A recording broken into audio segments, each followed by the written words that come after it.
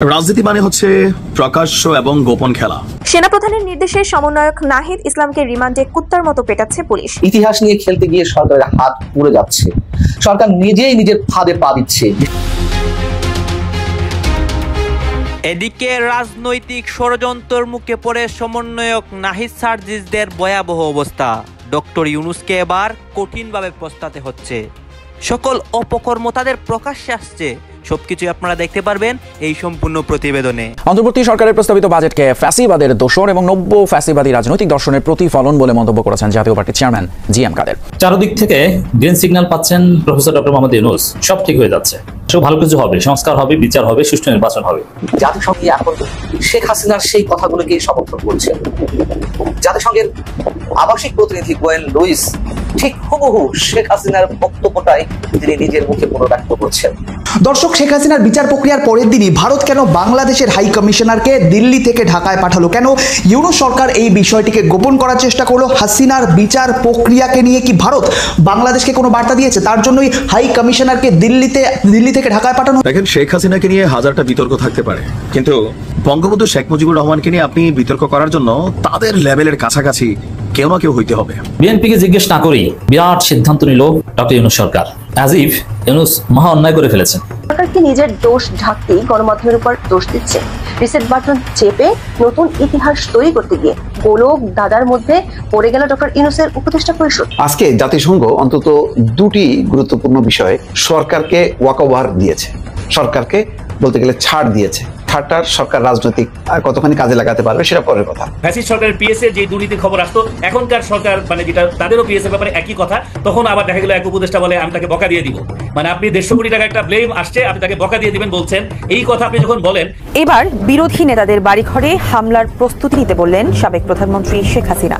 সেই সাথে মার্ডার তালিকা প্রস্তুত ও যারা নাফরমানি করেছে তাদের একটাও আস্ত থাকবে না বলে হুঙ্কার দিয়েছেন তিনি। আসসালামু আলাইকুম দর্শক, নতুন একটি নিউজে আপনাকে স্বাগতম।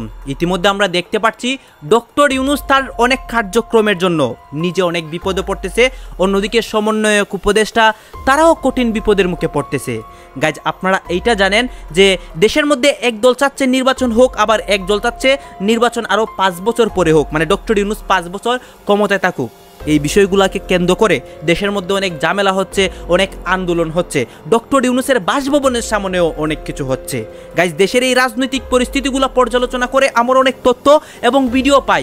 সবকিছু আপনারা দেখতে পারবেন দেশের মধ্যে আপডেটলি, মানে এই মুহূর্তে দেশে কি ঘটতেছে। আসলে আমরা কথা বাড়াচ্ছি না, আমরা সরাসরি আপনাদের জন্য আমরা যে নিউজগুলো রেডি করেছি সেই নিউজগুলো আগে দেখে আসি। বেশি চালাকি করতে গিয়ে, ইতিহাস নিয়ে খেলতে গিয়ে সরকারের হাত পুড়ে যাচ্ছে, সরকার নিজেই নিজের ফাঁদে পা দিচ্ছে। বিশেষ করে জামাত ইসলামী এবং জাতীয় নাগরিক পার্টি বা এনসিপি কে খুশি করতে গিয়ে সরকার যে ইতিহাসের খোল নলচে পাল্টে দেওয়ার চেষ্টা করছে অব্যাহতভাবে, তাতে সরকার নিজেই নিজের ফাঁদে পা দিচ্ছে। এটি এখন সব জায়গায় মানে সর্বজন স্বীকৃত। ইতিহাসবিদদের কেউ কেউ বলছেন সরকার স্রেফ ফাজলামো শুরু করেছে, স্রেফ ফাজলামো, তারা এই শব্দ ব্যবহার করছেন। আমি তাদের প্রসঙ্গে আসবো, তার আগে জামাতে ইসলামী প্রসঙ্গে আমাদের মুক্তিযুদ্ধ বিষয়ক উপদেষ্টা বীর প্রতীক, অবশ্যই তার সম্বন্ধে শ্রদ্ধা রেখেই কথা বলতে হয়, যদিও মুক্তিযোদ্ধারা সবসময় মুক্তিযোদ্ধা থাকেন না। আমার একটু মনে করিয়ে দিই, যাই হোক, মুক্তিযোদ্ধা বা উপদেষ্টা ফারুকী আজম জামাত সম্পর্কে কি ধরনের ছেলে বুলানো মন্তব্য করেছেন আন্তর্জাতিক গণমাধ্যম ডয়েচে ভেলেকে দেওয়া এক সাক্ষাৎকারে, সেটি একটু আপনাদের সামনে তুলে ধরি। যেহেতু জাতীয় মুক্তিযুদ্ধ কাউন্সিল কিংবা তাদের মাধ্যমে আইন মন্ত্রণালয় থেকে যে অধ্যাদেশটি জারি করা হলো মুক্তিযুদ্ধ এবং মুক্তিযোদ্ধার সংজ্ঞায়, সেখানে জামাত ইসলামী সম্পর্কে কি বলা হয়েছে আপনারা নিশ্চয়ই জানেন। জামাত ইসলামীকে পাকিস্তানি হানাদার বাহিনীর সহযোগী দোসর হিসেবে উল্লেখ করা হয়েছে। তো যেহেতু জামাত যুদ্ধাপরাধীদের সহযোগী সংগঠন বা তারা নিজেরাও যুদ্ধাপরাধীদের সঙ্গে যুক্ত ছিল, সেই জায়গা থেকে জামাত ইসলামের বিরুদ্ধে কি ব্যবস্থা নেওয়া হবে নতুন করে বিতর্ক থেকে এই প্রশ্নের জবাবে এই সরকার যে জামাত নির্ভর সরকার, এই সরকার যে স্বাধীনতা বিরোধী যুদ্ধাপরাধী যারা রয়েছে তাদের সমর্থিত সরকার, এখন সেগুলো সব জায়গাতে উচ্চারিত হচ্ছে এবং সরকার সেটি বারবার প্রমাণ করে দিচ্ছে। জামাত সম্পর্কে তাদের বিন্দুমাত্র টু শব্দটি উচ্চারণের সাহস নেই। এই যে মাঝখানে যে ছাত্ররা কথিত বিপ্লবীরা অভ্যুত্থান ঘটেছে, বিপ্লব তো ঘটেনি, এই জন্য আমি কথিত বিপ্লবী বলছি নিঃসন্দেহে। এই কথিত বিপ্লবীরা মাঝে জামাতের বিরুদ্ধে হুঙ্কার ছাড়লো, তারা স্বাধীনতা প্রশ্নে, মুক্তিযুদ্ধের প্রশ্নে জামাতের অবস্থান ক্লিয়ার করতে হবে, এগুলো যে স্রেফ নাটক, সেগুলো আমরা তখনই বলেছিলাম। আবার পরবর্তীতে এসে এখন আর জামাত সম্পর্কে কোনো ধরনের কোনো মন্তব্য নেই। একেবারে স্পষ্ট সরকারের অধ্যাদেশে, সরকারের নির্বাহী আদেশ কিংবা আইনে যেই কথাগুলো এসেছে, এতে আর কি বিতর্ক থাকতে পারে যে জামাতের ভূমিকা কি ছিল ৭১-এ? তারপরে সরকার তাদেরকে ছাড়া চলতে পারছে না, চলতে পারবে না, এটাই বাস্তবতা। এখন ইতিহাসের খোল নলছে পাল্টে দেওয়ার যে উদাহরণগুলো, এই যে মুক্তিযুদ্ধ এবং মুক্তিযোদ্ধার সংজ্ঞা নির্ধারণ করতে গিয়ে, দেখেন শেখ হাসিনাকে নিয়ে হাজারটা বিতর্ক থাকতে পারে, কিন্তু বঙ্গবন্ধু শেখ মুজিবুর রহমানকে নিয়ে আপনি বিতর্ক করার জন্য তাদের লেভেলের কাছাকাছি কেউ না কেউ হইতে হবে। যখন বঙ্গবন্ধুকে নিয়ে এখন আমরা দেখি এগুলো হয়, এগুলো আপনি দেখবেন আওয়ামী লীগের সময় শহীদ প্রেসিডেন্ট জিয়াউর রহমানকে নিয়েও এই ধরনের কথাবার্তা বলা হইতো। আমি এগুলো নিয়ে তখনই মাঝে মাঝে এগুলো নিয়ে বলতাম যে দেখেন, এই যে অপমানের খেলা, এই খেলা কিন্তু অনেক খারাপ, সময় সবসময় একরকম যাবে না। আজকে আপনি যখন আপনার হাতে ক্ষমতা আছে, আপনার মানুষ দিয়ে আরেকজনকে অপমান করাচ্ছেন, যার মানে জুতার দিকে চায়া কথা বলার যোগ্যতা নেই, সে চেহারার দিকে চায়া কথা বলে, তখন এই একই দিন আবার আপনার জন্য আসতে পারে। এইটা ডেফিনেটলি শেখ হাসিনার কর্মকাণ্ডের জন্য বঙ্গবন্ধুর যে ওয়েট ছিল, যে সার্বজনীন জনপ্রিয়তা ছিল দলমত নির্বিশেষে, এটা কিন্তু অনেক কমছে। মানে ভালোবাসার জায়গাটা আলাদা। এটা আপনি ভাস্কর্য বানাইয়া অথবা ওই কোনো প্রতিষ্ঠানের নামকরণ করাইয়া এগুলো থাকে না।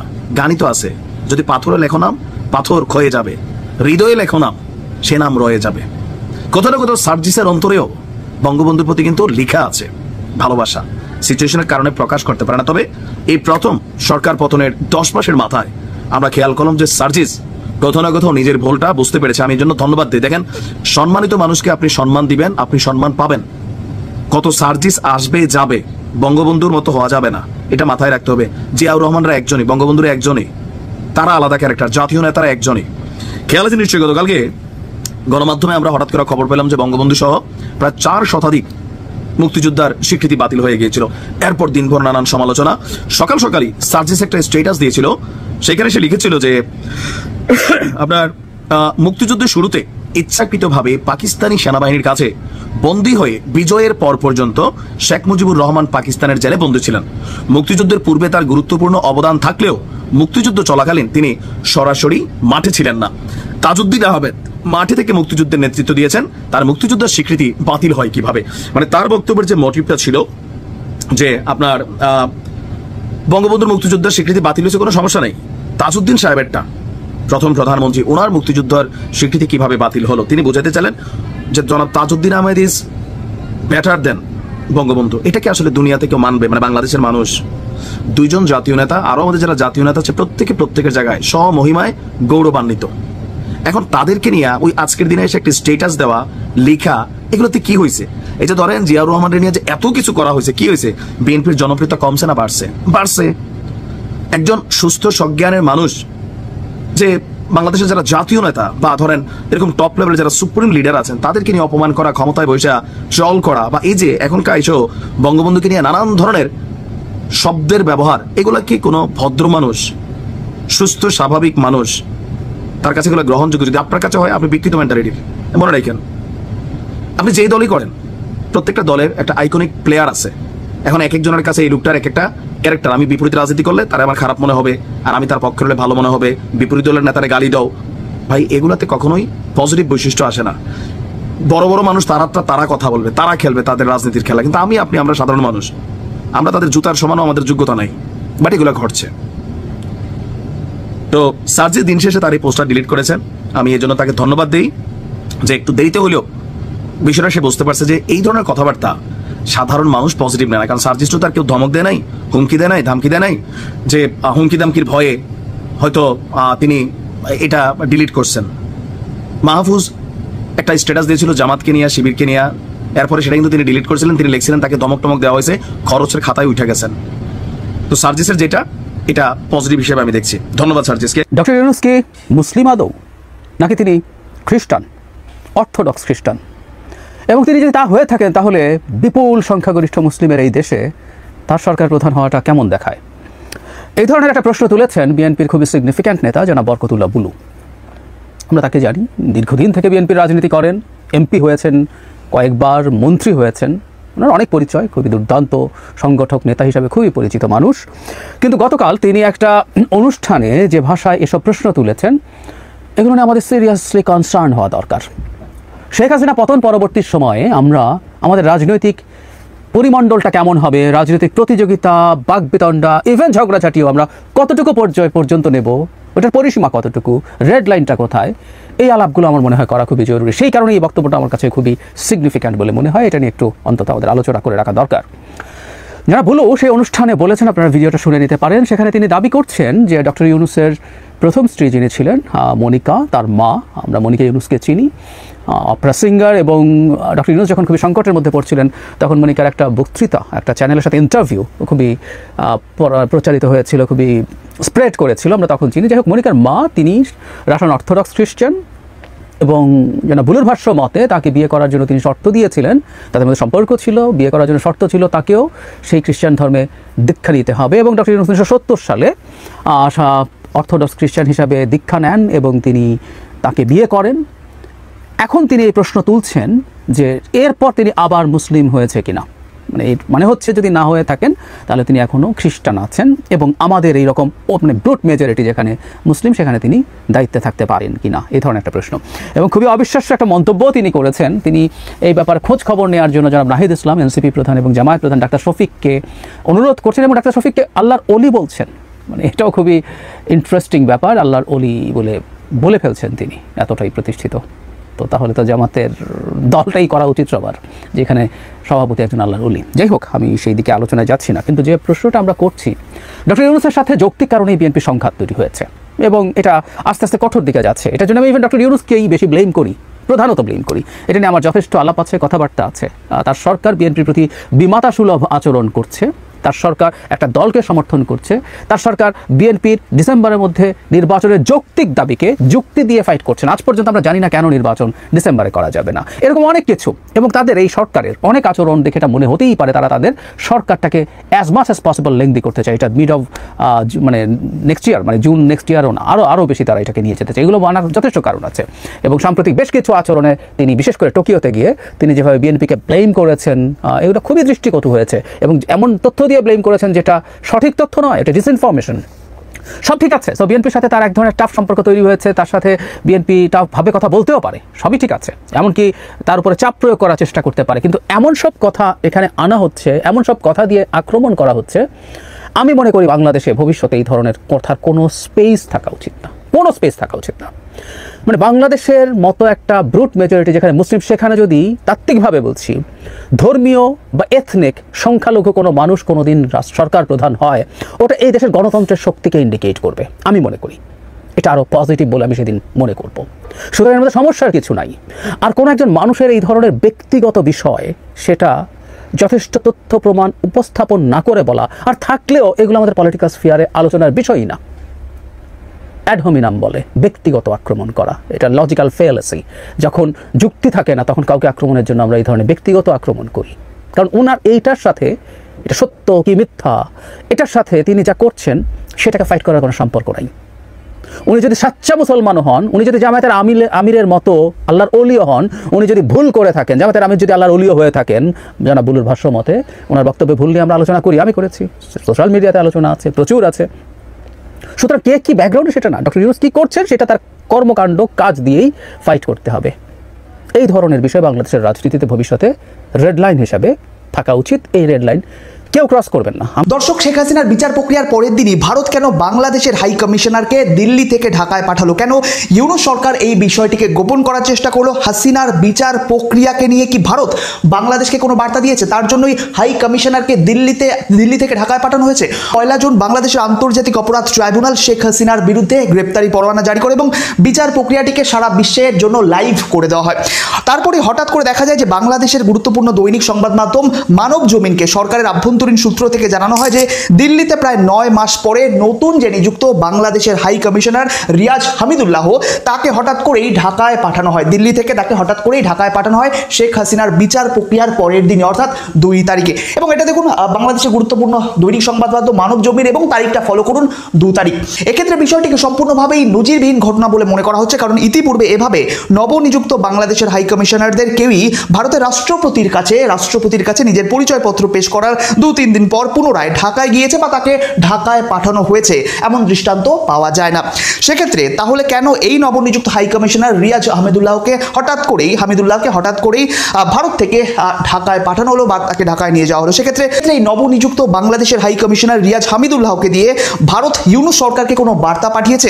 তথ্য বলছে যে এই ঘটনা ঘটেছে শেখ হাসিনার বিচার প্রক্রিয়া সম্পূর্ণ হওয়ার পর, এবং সেক্ষেত্রে ঢাকার তরফ থেকে বিষয়টিকে একেবারেই গোপন করা হয়েছে। দেখুন আবারও বলবো, তারিখটি ফলো করুন এবং বাংলাদেশে একটি গুরুত্বপূর্ণ দৈনিক সংবাদ মাধ্যম মানবজমিনের প্রতিবেদন এটি। এবং এক্ষেত্রে সরকারের দায়িত্বশীল সূত্র মানবজমিনকে জানিয়েছে যে কনসালটেন্টের জন্য দিল্লি থেকে ঢাকায় আসছেন বাংলাদেশের এই নবনিযুক্ত হাই কমিশনার। সেক্ষেত্রে একাধিক সূত্র দাবি করছে 1 জুন শেখ হাসিনার বিচার প্রক্রিয়ার নাটক একেবারেই ভালো চোখে দেখেনি ভারত। সেক্ষেত্রে বিবিসির দেওয়া এই তথ্য, এই প্রতিবেদন অনুসারে বলা হচ্ছে যে জুলাই আন্দোলনে হত্যার বিষয়টি নিয়ে অনেক মিথ্যে মামলা হয়েছে এবং যাদেরকে হাসিনার নির্দেশে হত্যা করা হয়েছে বলে দাবি করা হচ্ছে তাদের অনেকেই জীবিত। দেখুন বিবিসির প্রতিবেদন, এর আগেও একাধিক তথ্য সামনে এসেছে যেখানে এমন ব্যক্তি জুলাই আন্দোলনে যিনি নিহিত পরবর্তীকালে দেখা গেছে তিনি জীবিত। সুতরাং আন্তর্জাতিক অপরাধ ট্রাইব্যুনাল বাংলাদেশের সেই আইসিটি যে বিচার প্রক্রিয়া সম্পন্ন করেছে তার মধ্যে যে বেশ কিছু গোলমাল রয়েছে, গলদ রয়েছে তা কিন্তু স্পষ্ট। ভারত কি সেই বার্তাই অন্তর্বর্তী সরকারকে দিতে চাইল? এবং এক্ষেত্রে বলা হচ্ছে প্রায় 8 মাস পরে বাংলাদেশের এই হাই কমিশনার রিয়াজ হামিদুল্লাহকে ঢাকার তরফ থেকে দিল্লিতে পাঠানো হয়েছিল। তবে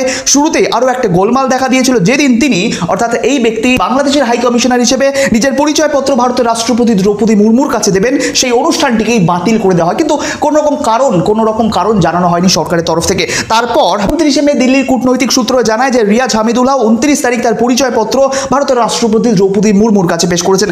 তো হঠাৎ কেন এই স্থগিতাদেশ দেওয়া হলো এবং এটা কি ইউনূস সরকারকে অস্বীকার করার কোনো ধরনের কূটনৈতিক বার্তা যা ভারত এই অনুষ্ঠানটিকে স্থগিত করার মাধ্যমে দিতে চাইল? সেক্ষেত্রে আপনাদের জানিয়ে দিই, শেখ হাসিনার বিচার প্রক্রিয়া যে বিচারের নামে প্রহসন হয়েছে তা একাধিক বৈদেশিক সংবাদ মাধ্যম তাদের প্রতিবেদনের মাধ্যমে তুলে ধরেছে। এবার ভারতে নিযুক্ত বাংলাদেশের এই হাই কমিশনারকে গোপনে ঢাকায় নিয়ে আসা এটাই প্রমাণ করে যে ভারতের তরফ থেকে অন্তর্বর্তী সরকারকে কিছু কঠোর বার্তা দেওয়া হয়েছে, যার জন্যই দিল্লিতে নিযুক্ত এই হাই কমিশনারকে হঠাৎ করেই ঢাকায় পাঠানো হয়েছে বা তিনি ঢাকায় এসেছেন এবং এই খবরটিকে প্রায় চাপা দিয়েছে অন্তর্বর্তী সরকার। এমনিতেই ইউনূস সরকারের পাকিস্তান প্রেমী মনোভাব এবং চীনাপন্থী পরিকল্পনা ভারতের ক্ষেত্রে অস্থিরতার কারণ হয়ে দাঁড়িয়েছে। তার জন্য কি নবনিযুক্ত এই হাই কমিশনার বাংলাদেশের হাই কমিশনারকে ঢাকায় পাঠিয়ে কড়া মাপের ডোজ দিতে চাইছে। রাজনীতি মানে হচ্ছে প্রকাশ্য এবং গোপন খেলা। প্রকাশ্যে আমরা একটা দেখি, আবার পেছনে অনেক কিছুই ঘটে, পর্দার অন্তরালে অনেক কিছু ঘটে। রাজনীতিতে শেষ কথা বলে কিছু নেই, আবার মিত্র বলে কোনো শব্দ নেই। আজকের মিত্র আগামীর শত্রু, আবার আগামীর অতীতের শত্রু আজকের মিত্র। যে জামাত ইসলামকে নিয়ে এত কাহিনী আওয়ামী লীগ করছে, আওয়ামী লীগ সেই জামাতের সহযোগী ছিল এক সময়। আবার যে জামাত বিএনপি একটা ভাই ভাই হয়ে দীর্ঘদিন চলছে, কর্মীরা আজকে একজন আরেক দলে গাইলে 14 গোষ্ঠী উদ্ধার করে বিকজ অফ পাওয়ার। ক্ষমতার দিকে যখন ভাগিদার হয়ে যায় তখন এই দৃশ্য আসে। বর্তমানে বিএনপি এবং ডক্টর ইউনূসের সরকারের মধ্যে একটা বিশাল আভ্যন্তরীণ দ্বন্দ্ব চলছে, প্রকাশ্যে অপ্রকাশ্যে। নেতাদের কথাবার্তায় আমরা বুঝছি ডক্টর ইউনূস যদি আজকে পদত্যাগ করেন, কালকে বিএনপির চেয়ে বেশি খুশি আর কেউ হবে না, কারণ ক্ষমতার দিকে তারা আরো 2 ধাপ আগায় যাবেন। এই যখন অবস্থা, ডক্টর মোহাম্মদ ইউনূসের যে যুক্তরাজ্য সফর আছে, সেই সফরকে ঘিরে নতুন এক গুঞ্জন সামনে এসেছে। আপনারা জানেন যে তিনি কোথায় যাচ্ছেন? যুক্তরাজ্যে কে আছেন? দীর্ঘ সময় যাবৎ প্রবাসে বসবাস করছেন জনাব তারেক রহমান। আর মার্কেটে গুঞ্জন আছে 4 দিনের এই সফরের ঠিক মাঝখানে যে কোনো একটা সময় বের করে ডক্টর মোহাম্মদ ইউনূস এবং জনাব তারেক রহমানের মধ্যে একটা বৈঠক হবে। তবে এ বিষয়ে আমাদের পররাষ্ট্র মন্ত্রণালয় বলছে বিষয়টি এখনো প্রধান উপদেষ্টার সফর সূচিতে অন্তর্ভুক্ত হয়নি। যে কোনো সময় অন্তর্ভুক্ত হইতে পারে, এটি পূর্ব নির্ধারিত মিটিং থাকে না। যেমন ধরেন জামাতের আমির তিনি যুক্তরাজ্যে গিয়েছিলেন, সেখানে গিয়ে তিনি কিন্তু জনাব তারেক রহমানের সাথে দেখা করছেন, এটা সৌজন্যমূলক দেখা। আবার ডক্টর ইউনূস তিনি যুক্তরাজ্যে যাচ্ছেন, জনাব তারেক রহমান দেখা করতে চাইবেন, এইটাই খুবই স্বাভাবিক, অথবা একটা বৈঠক হবে এটাই স্বাভাবিক। যদিও এ নিয়ে আপনার সরকারের পক্ষ থেকে অথবা বিএনপির পক্ষ থেকে স্পষ্ট কোনো বক্তব্য না আসলেও গণমাধ্যমে চাউর হয়েছে যে একটা বৈঠক বসতে পারে, যে কিভাবে এই চলমান ইস্যুতে শান্তিপূর্ণ সমাধান খোঁজা যায়। জনাব ডক্টর ইউনূস যখন বাংলাদেশের প্রত্যেকটা রাজনৈতিক দলের প্রধানদের সাথে বসছেন বা বিএনপির যারা নেতৃত্বে আছেন তাদের সাথে বসছেন, কিন্তু সরাসরি একদম টপ যারা বস লেভেলে আছেন জনাব তারেক রহমান বা বেগম খালেদা জিয়া, এই দুইজনের কথাই কিন্তু দলটা চলে। কমিটি আছে সেটা আলাদা, তাদের কারোর সাথে এক টেবিলে বসে এক কাপ চা কিন্তু এখনো খাওয়া হয় নাই। তো যদি দুই দলের মধ্যে একটা বৈঠক হয় সরকার এবং বিএনপির মধ্যে, এখান থেকে পজিটিভ অনেক কিছু ভাই ভইয়া সামনে আসতে পারে, আবার বৈঠক নাও হইতে পারে, তবে হওয়াটাই বেশিরভাগ আলোচনায় আছে। আর এই প্রথমবারের মতন যেহেতু তিনি ইউরোপ সফরে যাচ্ছেন, আর ইতিমধ্যে রাজনীতিবিদ সহ নানা অঙ্গনে আলোচনা যে লন্ডনে প্রধান উপদেষ্টার সাথে জনাব তারেক রহমানের বৈঠক হবে। আর ভারপ্রাপ্ত পররাষ্ট্র সচিব তিনি বলছেন বিএনপি আমি কোনো রাজনৈতিক দলের নাম করতে চাই না, তিনি নাম বলতে চান না, কিন্তু যুক্তরাজ্যের রাজনৈতিক ব্যক্তিবর্গ বলতে ওখানে যারা রাজনীতির সাথে আছেন, সেটা কনজারভেটিভ হোক বা লেবারের হোক অথবা অন্য কোনো দলের হোক, মানে প্রতিষ্ঠিত বিএনপিকে জিজ্ঞেস না করেই বিরাট সিদ্ধান্ত নিল doctor Yunus Sarkar. As if Yunus মহা অন্যায় করে ফেলেছেন, বিএনপির সাথে আলাপ করেন নাই, এটা কেমন? এখন বিএনপি কিছুই করার নেই, ওটি মানতে হবে। দর্শক, কথা বলছি আমাদের নতুন অর্থ বছরের বাজেট নিয়ে। অন্তর্বর্তীকালীন সরকার বাজেট পেশ করেছে, ঘোষণা করেছে। এখন বিএনপি আনুষ্ঠানিকভাবে সংবাদ সম্মেলন করে 2 দিন পর বলছে রাজনৈতিক দলগুলোর সঙ্গে আলোচনা ছাড়াই বাজেট দিয়েছে সরকার, বিএনপি। আচ্ছা, বাজেট এটা নর্মালি সংসদে আলোচনা হয়, সংসদে পেশ করা হয়, সংসদে এটার উপর ডিবেট হয়। আর অন্তর্বর্তীকালীন সরকারের সংসদ থাকে না, তখন অন্তর্বর্তীকালীন সরকার তাদের যে এক্সপার্ট টিম তারা এটা খসড়া তৈরি করে, মন্ত্রিপরিষদ অনুমোদন করে, এরপরে এটা উপস্থাপন হয় বা পাশ হয়। তো সেখানে রাজনৈতিক দলগুলোর সাথে বাজেট প্রণয়নে আলোচনা করবে সংসদের বাইরে, এটা আবার কোন সিস্টেম? এটা মানে কোথায় পেয়েছে? বিএনপি এখন এটা বলছে তাদের সাথে আলোচনা করা উচিত ছিল। জনগণ বলছে যে যারা দুর্নীতিতে 5 বার চ্যাম্পিয়ন বানিয়েছে তাদের সাথে আবার কি আলোচনা করবে? আচ্ছা, বিএনপি নিজেদেরকে কি মনে করে যে এই সরকারের মন্ত্রিপরিষদের অংশ, বাজেট ঘোষণা করতে তাদের সাথে আলোচনা করতে হবে? এটা কোন নিয়মে আছে বা এটা কোন সংবিধানে আছে যে রাজনৈতিক দলগুলোর সাথে আলোচনা করে বাজেট পেশ করতে হবে? আর এটা হয় রাজনৈতিক দলগুলোর সাথে, এটা অবাস্তব কতটা আমি বলি। রাজনৈতিক দলগুলোর সাথে আলোচনা করে যদি বাজেট পেশ করতো ডক্টর ইউনূস সরকার, তাহলে বাজেট আর জীবনে চোখে দেখা লাগতো না। কারণ এই বাজেটের বিষয়ে কোন খাতে কত বরাদ্দ কি, কত ঘাটতি, এই বিষয়ে একমতই হতে পারতো না। এই বিষয়ে নাহিদ আর সালাউদ্দিনের মধ্যে ঝগড়া লেগে যেত। আর বাস্তব কথা হচ্ছে এটা রাজনৈতিক দল, অধিকাংশ দল এগুলো বুঝেই না, কিছু মুখস্থ প্রতিক্রিয়া জানায়, এটা এক্সপার্টদের বিষয়। সংসদও না বুঝে অনেকে মুখস্থ কথাটা বলে, আর সংসদ থাকাটা তো ভিন্ন কথা। আর ইন্টারিমের ক্ষেত্রে আপনি অন্য সময়ের হিসাব কেন আনবেন? এত বছর যে বাজেট হয়েছে, হাসিনা যে বাজেট দিয়েছে, বিএনপিকে জিগিয়েছে, এখন আপনাদের জিজ্ঞেস করে বাজেট করতে হবে? দর্শক, রাজনৈতিক দলগুলোর সঙ্গে আলোচনা ছাড়াই বাজেট দিয়েছে সরকার, এই অভিযোগ হাস্যকর। এই অভিযোগ বিএনপির অস্থিরতার প্রমাণ, এই অভিযোগ বিএনপির স্বভাবসুলভ সরকার বিরোধিতার প্রমাণ। যে ইউনূসের বিরোধিতা করতে হবে, তা বাজেট দিয়েছে যতভাবে বিরোধিতা করা যায় করতে হবে, কোনো যুক্তি উপায় পায় না, একটা পেয়েছে যে আমাদের কাছে জিজ্ঞেস করেনি। মানে আসলে ডক্টর ইউনূসের বিরুদ্ধে যা বলা যায়, যৌক্তিক হোক অযৌক্তিক, সব বলবে, এটাই হচ্ছে বিএনপির স্ট্যান্স। যেমন এসি বিস্ফোরণকে বোমা হামলা বলে চালিয়ে দিয়েছিল মির্জা ফখরুল, মনে আছেন আপনাদের? ওইরকম যেখানে সড়ক দুর্ঘটনায় বলবে ওটা নাশকতা, এটা হচ্ছে বিএনপির স্ট্যান্স। বাজেট পেশ করেছে, ঠিক আছে, বাজেটের যৌক্তিক সমালোচনা আপনারা করেন, সংশোধনী দিবে, কিন্তু রাজনৈতিক দলগুলোর সাথে আলোচনা না করে বাজেট দিয়েছে। বাজেটের মতো একটা ভাস্ট বিষয়, এটা কি আসলে পলিটিক্যাল পার্টিগুলোর সাথে কোনো ফরম্যাটে আলোচনা করা যায়? কোনো ফরম্যাটে আলোচনা করা যায় না, অ্যাবসার্ড কথা। আমার মানে এমন ভাবে বলছে, রুহুল কবির রিজভির তো মুখস্থ কথা আছেই, রিজভি বাজেট করেছেন কিনা আমি নিশ্চিত যে বাজেট করেন নাই, কিন্তু বলছেন যে হাসিনার বাজেটের সাথে কোনো পার্থক্য নাই। মানে মুখস্থ কথা যা বলা যায় রাজনৈতিক দলগুলো সেটা বলছে। এমনকি জামায়াত, চরমনাই সহ অন্যান্য দলগুলোর যে বাজেট প্রতিক্রিয়া, ওগুলো আমার কাছে গতানুগতিক মনে হয়েছে। এগুলো বাজেট বিশ্লেষণ করেন, এটা খসড়া তৈরি করা দিয়ে দিয়েছে। অথচ এই বাজেট বাংলাদেশের ইতিহাসে সর্বকালের সর্বসেরা বাজেট, এ কথা কেউ বলছে না। 24-এর স্পিরিট ভিত্তিক বাজেট, বৈষম্যহীন 3 zeros থিওরি, এগুলোর স্পিরিটের রিফ্লেকশন হয়েছে এই বাজেটে। এই বাজেটে জুলাই যোদ্ধাদের জন্য বিশাল বাজেট রাখা হয়েছে, বরাদ্দ রাখা হয়েছে। এ ধরনের বাজেট বাংলাদেশে কখনো আসেনি। রাজনৈতিক দলগুলোর সঙ্গে আলোচনা না করেই অন্তর্বর্তী সরকার 2025-26 অর্থ বছরে বাজেট প্রস্তাব করেছে বলে অভিযোগ করেছেন। আচ্ছা, এখন বাজেট প্রস্তাব করেছে, তাই না? এখন আলাপ আলোচনা আপনারা করেন, আপনারা বলেন, কিন্তু প্রস্তাব করার সময় আপনাদের সাথে আলোচনা করতে হবে, এটা তো কোনো কথা না। প্রস্তাব করা হচ্ছে, এখন আপনারা বলবেন এটার উপর ভিত্তি করে চূড়ান্ত সংশোধনী দিয়ে বাজেট পাস করবে, এই তো, বা গেজেট আকারে প্রকাশ করবে যে বাজেট পাস হলো, সিগনেচার করে দেবে রাষ্ট্রপতি। কিন্তু আগে আপনাদের সাথে আলোচনা করে প্রস্তাব করতে হবে, এটা তো কোনো সিস্টেমে নেই। এটা কি সরকারের কাজ যে নন স্টেট অ্যাক্টরগুলোর সাথে আলোচনা করে বাজেট পেশ করবে?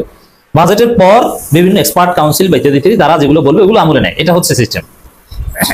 একই সঙ্গে গতানুগতিক বাজেট প্রক্রিয়া সংস্কার করারও দাবি জানিয়েছে দলটি।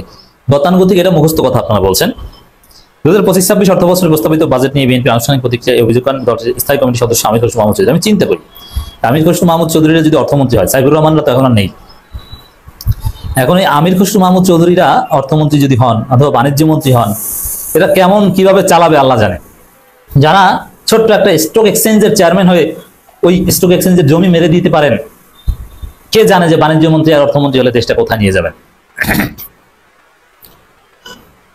আমির খসরু বলেন, দেশে এখন যেহেতু সংসদ বা গণতান্ত্রিক কোনো সরকার নেই, এই কথাটা একটা চরম অসত্য কথা। সংসদ নেই ট্রু, কিন্তু গণতান্ত্রিক সরকার নেই এটা ভুল। গণতান্ত্রিক সরকার না থাকলে আপনি যে দর্শক শ্রোতা আপনারা তো দেখলেন এখানে কি কথা হচ্ছে।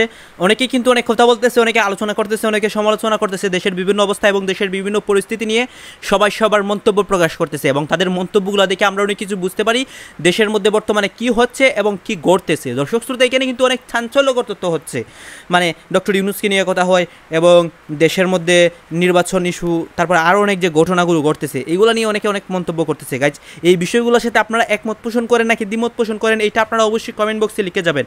আর হ্যাঁ, তখন আপনাদেরকে আমরা যা কিছু দেখিয়েছি সব কিছু আমরা সোশ্যাল মিডিয়া থেকে সংগ্রহ করেছি, এখানে আমাদের নিজস্ব কোনো মন্তব্য নেই বা নিজস্ব কোনো সিদ্ধান্ত নেই। সর্বশেষ আপনাদের কাছে আমাদের একটা রিকোয়েস্ট থাকবে, আপনারা আমাদের চ্যানেলে নতুন দর্শক হয়ে থাকলে চ্যানেলটি সাবস্ক্রাইব করবেন এবং পাশে থাকা বেল বাটনটি বাজাবেন যাতে করে নেক্সট ভিডিওটা সবার আগে আপনাদের কাছে পৌঁছায়। ধন্যবাদ।